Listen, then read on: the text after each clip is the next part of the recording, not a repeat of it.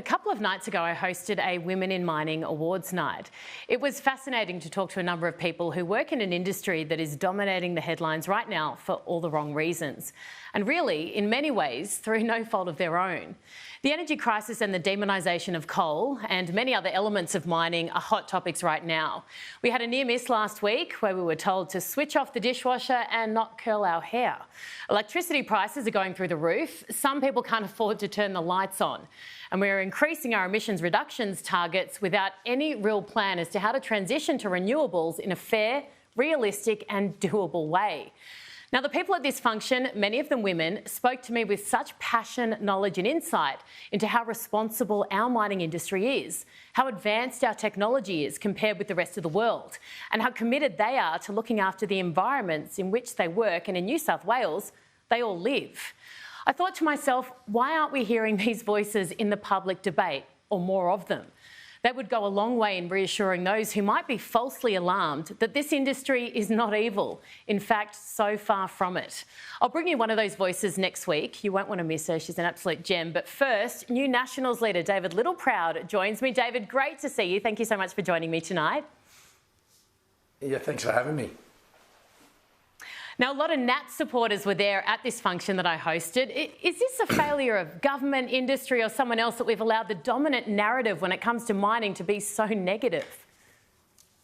Yeah, I think this started back in 2019 when Bob Brown made that trip to central Queensland, and they've got very professional about this, and our friend Adam Bandt has taken it on and taken up with billionaires that have vested interests that'll make a lot of money themselves.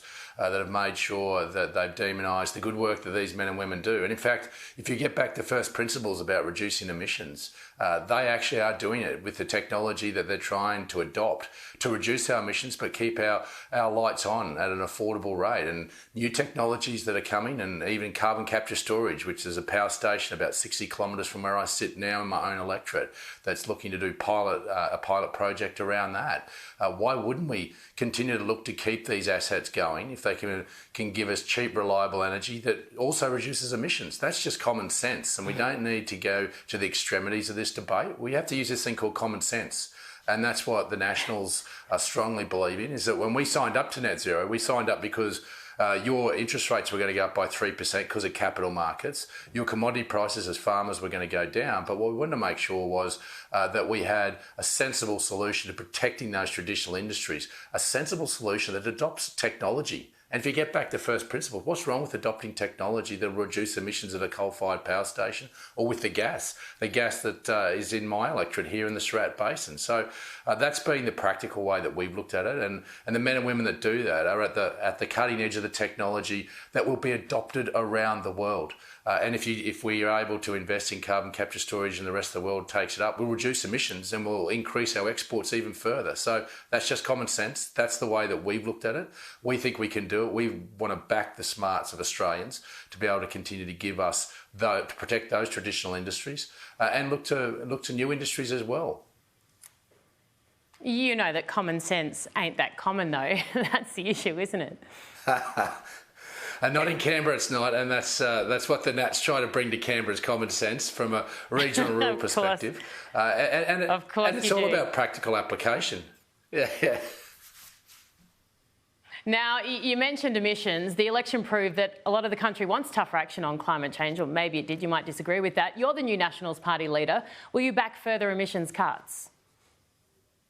Well, we've said that there'll be a pathway to net zero by 2050, and so along that way, technology will be adopted that will continue to give us a trajectory towards achieving that. But to have arbitrary lines on that journey is dangerous and will cost us a lot of jobs and will cost us the reliability and affordability of power, which is what we're seeing now. That's why the plan that we took was about protecting those traditional industries. If you're going to go in which the Labor Party are saying to 82% of renewables by 2030, that's a significant change in our energy sector, one in which is untested and has been unproven around the world. So what we've said is, yes, we want to live up to international commitments, because if we don't, our interest rates will be higher and our commodity prices will be lower. But we can do that with the technology in traditional industries. We don't believe in legislating.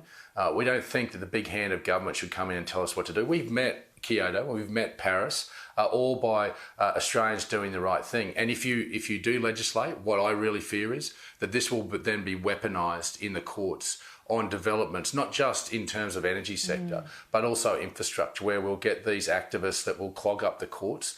It'll be a lawyer's dream, and what we will see is they'll continue to weaponise this sort of legislation of a legislated target to their benefit that will slow our country down. So we think we can put the environment and infrastructure around Australian industry to do this without costing the taxpayer billions upon billions of dollars, and making sure we live up to international commitment. We can't tell the world to take a running jump.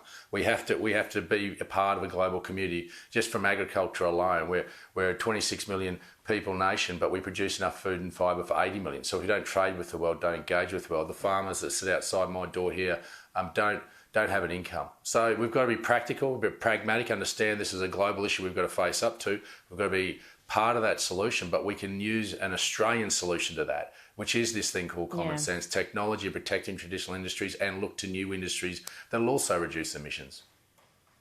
Now, just quickly before I let you go, David, you tweeted today that perhaps nuclear isn't a dirty word, and then alluded to the fact that you'd been ghosted, which, by the way, is a dating term when someone just doesn't get back to you, by the PM. Has that occurred? Oh, look, this is sad. I mean, Anthony Albanese said he wanted to have a new political construct. I'm not sure about this ghosting thing. I'm a little too old for that one, Aaron.